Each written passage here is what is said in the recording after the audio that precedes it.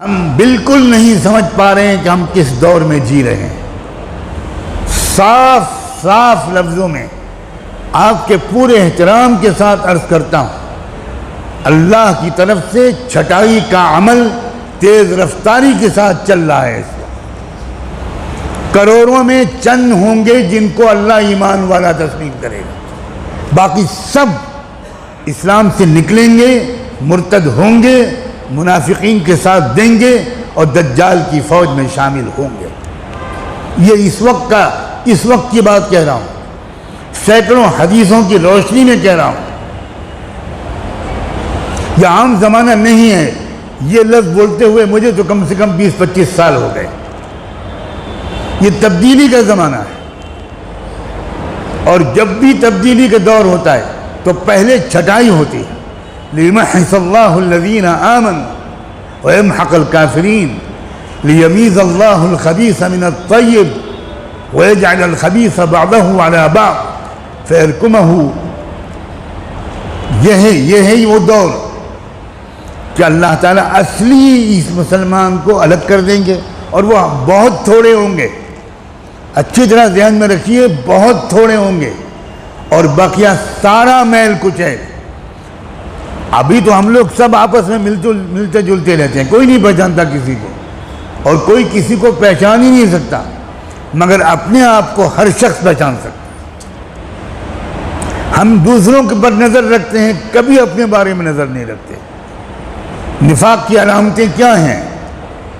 کسے منافق کہتے ہیں؟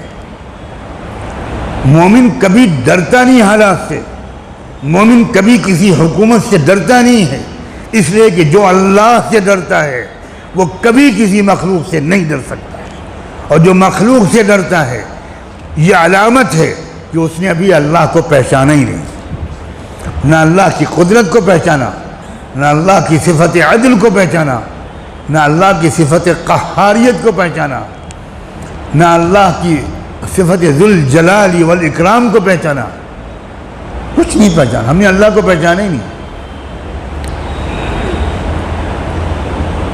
جس کو ہم ایمان کہتے ہیں وہ ایمان نہیں ہے۔ ایمان کلمہ پڑھنے کا نام نہیں ہے، ایمان توحید و رسالت کا اقرار کرنے کا نام نہیں ہے۔ توحید و رسالت کا اقرار کرنے کا نام اسلام ہے، ایمان نہیں ہے۔ ایمان دل سے اللہ کو اس طرح پہچاننے کا نام ہے جس طرح اللہ کی ذات ہے،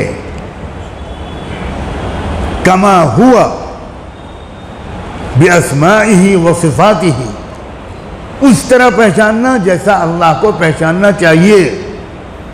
آپ اپنی ماں کے ساتھ بدسلوکی کرتے ہیں، بے ادبی کرتے ہیں، اور کوئی آپ سے پوچھے کہ آپ کی کون ہے، آپ کہیں میری ماں ہے، تو یہ ماں کو پہچاننا ہوا؟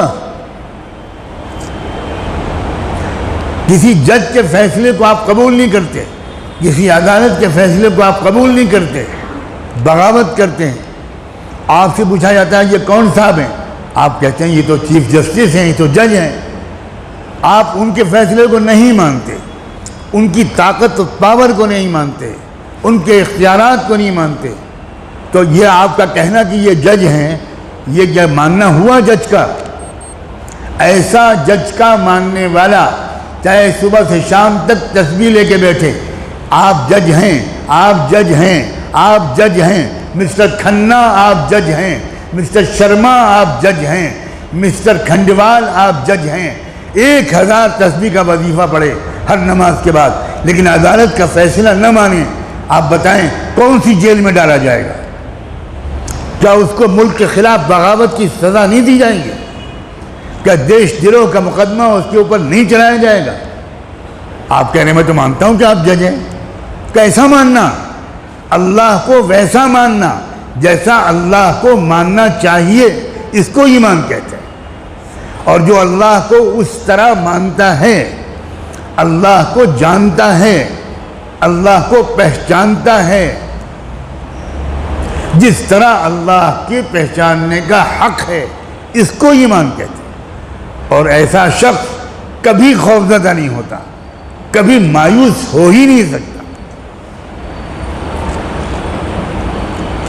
ہر ہر شخص ڈرا ہوا ہے، ہر شخص پریشان، عجیب صورتحال نظر آ رہی، بڑی خطرناک صورتحال ہے۔ اور اگر میں اس وقت یہ بات آپ سے نہ کہوں تو میں گنہگار ہوں گا، میں پکڑا جاؤں گا اللہ کی، کہ جو اصل بات کہنے کی تھی وہ کہی نہیں۔ تم تو حضرت نوح علیہ السلام کا قصہ سنانے لگے، تم تو کتے کا رنگ بتانے لگے کہ اصحاب کہف کا کتا کس رنگ کا تھا، تم تو بتانے لگے کہ نوح علیہ السلام کی کشتی کتنی بڑی اور لمبی اور چوڑی تھی۔ یہی آج کل ہمارے بیانات کا موضوع بنا ہوا ہے۔ کوئی صاف بات کرتا ہی نہیں، کوئی کھری کھری سناتا ہی نہیں، اس لیے کہ اس کے مدرسے کا چندہ بند ہو جائے گا۔ یہ بالکل آخری موقع ہے اپنے ایمان کو صحیح طور پر بنانے کا، لکھ لیجئے کہ یہ آخری موقع ہے۔ بہت تیزی کے ساتھ اللہ نے نفاق کو امت مسلمہ کے اندر سے، منافقین کو کان پکڑ کے باہر پھینکنے کا سلسلہ شروع کر دیا۔ مسلمان حکومتیں مرتد ہو رہی ہیں، مرتد ہو رہی ہیں، میں لفظ بول رہا ہوں مرتد ہو رہی ہیں۔ یہ ارتداد کی وہ لہر ہے جس کو سمجھ ہی نہیں پا رہے لوگ۔